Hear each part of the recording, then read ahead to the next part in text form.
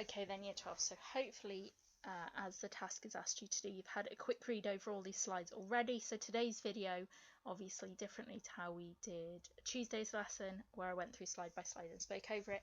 Today's video is just clarifying a few of the points on there, just making sure you understand how the learning aims are being met by the information on there, and then hopefully when you have a look at the last slide you will understand how all of this knowledge is going to be fitting into the assignment that you are going to be set on Thursday.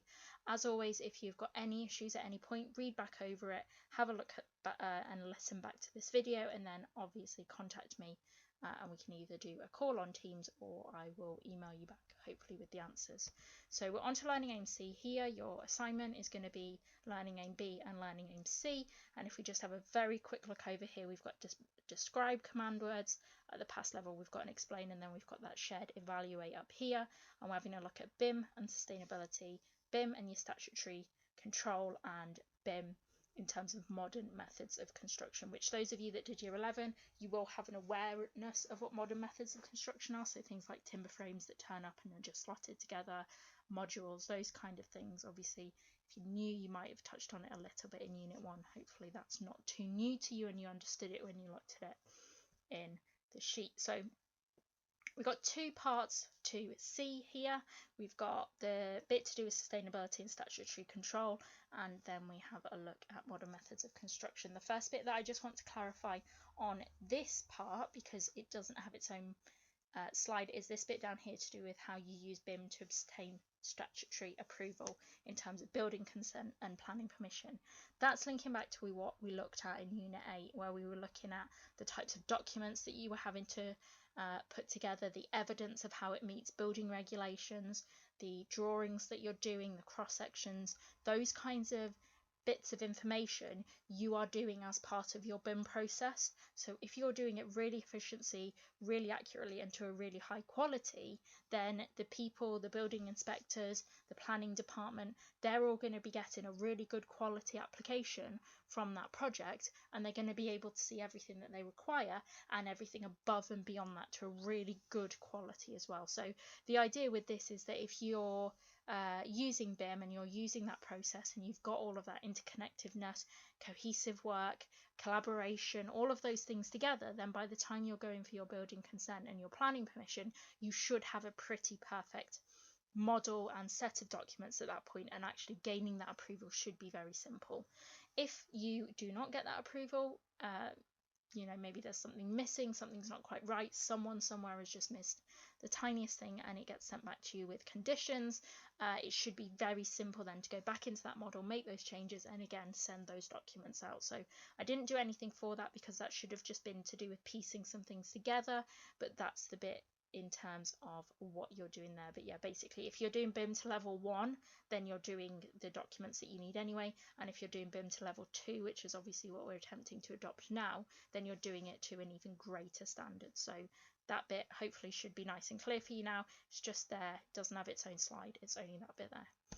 So the slides that you've then read over here are to do with BREEAM, Building Research Establishment Environmental Assessment Method. It's basically just a way of assessing how sustainable a building is. Remember, when you've looked at sustainability before, it's about using resources now without having a long-term negative impact for the people that are going to need to use them in the future. So it's things like sustainable energy, making sure you're not damaging the water in the area, thinking about the pollution, thinking about how much waste you're creating, thinking about the health and well-being of the people that use your building but that are also around the building.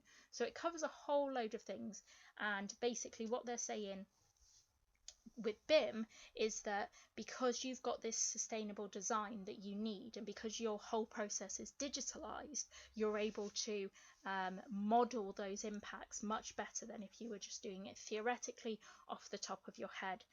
So because you're putting in all your manufacturer's information, because all of that data has to be verified by those manufacturers, you've got a realistic model of what the environmental impact of that building is going to be, and therefore when it comes to proving the sustainable credentials of your building, it's a lot easier to do that. It's a lot easier to prove that you have been successfully sustainable in terms of what BREEAM want you to be able to do because you've used BIM. Okay. You can do that right from the very start, and then hopefully by the time you're using it for the maintenance and life cycle part of your building, the people who are keeping that building safe, putting together those schedules, maintaining that building, they've got that same idea of longevity, of sustainability in their heads in terms of managing that building. Okay, so the next bit that we're going to have a look at is to do with your modern methods of construction, shortened to MMC throughout this, and then in the future you'll see it as MMC quite a lot. The idea here is construction is moving towards modern methods of construction. They're starting to steer away from the traditional on-site woodwork and bricklaying and concrete pouring on site, those kinds of things. If you can avoid having those kinds of trades on site, it reduces time, it saves on waste, it saves on human error, and you're moving towards a much more efficient and sustainable workforce and set of elements, set of construction options. And that's what modern methods of construction is all about. Obviously, BIM is taking the design and the planning process and doing something very similar in terms of making it efficient and using technology to make it better. So the two go together really well, is what we're looking at or looked at over these slides. So I've just gone over here about your modern methods of construction. It's about using better products and processes rather than traditional methods to improve those things there. And most of it is done through the use of off-site construction, so where those components are manufactured off-site and they arrive ready to just be installed on-site. This slide's just got some examples of them. What I'd like you to do as you're going through this, just go and have a quick Google of these. Have a look on Google Images, have a look at them if you're not sure what they are. You will probably have come across some of them before. So for example, where it says like pre-assembled units and elements, you're talking about timber frames when it turns up and you're just slotting it together. When it's talking about precast concrete sections, think about those panels on the roof in my classroom, which the ones that are just painted white and you've just got that bare concrete that was put in as an entire panel when it was brought to site already made. Where you've got modular units, you're thinking about things like entire bathrooms that are built in. So the big hall, student halls behind the school, those were done as modules. So little pods, if it helps you to think of it like that, were brought in and just craned one on top of each other, kind of like Lego, and the building was just built like that. So all of this stuff is built off site and it's brought in and it's put together. So there's just a few examples on there that you can go and have a look at. Just, it's a bit extra. This actually comes from one of the units that you do next year, but it gives you a good insight into what you're going to be covering next year as well. So this slide on here, hopefully as you were going through it, it was really simple to understand. I tried to make it as obvious as possible. What we've got down here are the benefits that they want you to be aware of in terms of modern methods of construction, and then the role that BIM plays in allowing those benefits to happen. And what you find as you go through is basically because you have a much better understanding of your project and a much better understanding of how it fits together, you've got your clash detection, you've got everyone working on the same models, it basically means that you have all of these benefits happening for you because you've used BIM, and then on top of that because you've used modern methods of construction. So really you should end up with a really efficient project at the end of it that does exactly what you need it to do, and hopefully there aren't any costly mistakes or delays in terms of getting that final product. Okay, what it talks about here is the fact that actually modern methods of construction, they're all about using technology. It's all about using this digital engineering, using things like CAD to design your components in a way that you don't use in traditional methods. So a bricklayer, they turn up on site, they lay the bricks, they use them all, so there doesn't need to be any technology or CAD involved in that process. What we're saying here is that with modern methods of construction, they all need to be designed and manufactured using this digital engineering, and BIM is essentially a way to bring that digital engineering into your model.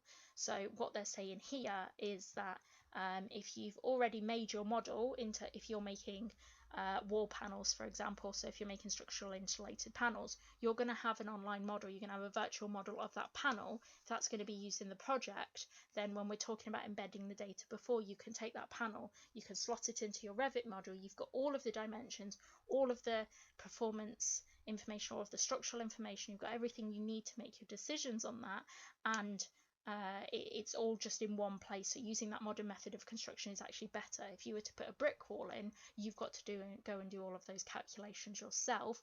The BIM software isn't going to do it for you. What I've just got on here is showing, so this has come from a modern method of construction company. I think it came from a modular one or something similar.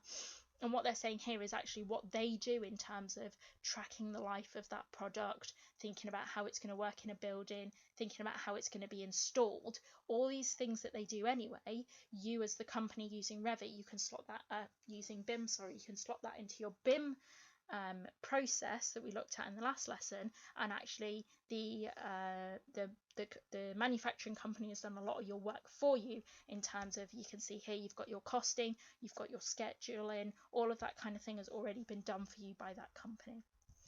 Okay, the last slide that we've got here is just a little bit about the fact that actually BIM and offsite manufacturing are already linked. There are already industries, companies that are using it, and they are already seeing those benefits. Okay, so today's video much shorter than before, the ones that we've had before, but it's because actually I just wanted you to read through it first, and then if you needed anything clarifying, hopefully this video has done it. In tomorrow's lesson, I will be handing you out the assignment for this. Obviously, it's going to be slightly different and slightly extra information to what's on here, but please do have a look at this slide. Have a look at what each of those levels are asking you. And if you think, no, I don't know how I could use that information that we've done over the last couple of weeks to do any of those things, remember you can ask me those questions before I give you the assignment. So if, for example, you've got no idea how you're going to explain the contribution of BIM for a specific design and construction project, let me know. I will go through an example of you with using the new school building, and then hopefully you're going to be ready for when you get that assignment on Thursday. So I hope that was okay. As always, let me know if you've got any questions. Thank you very much.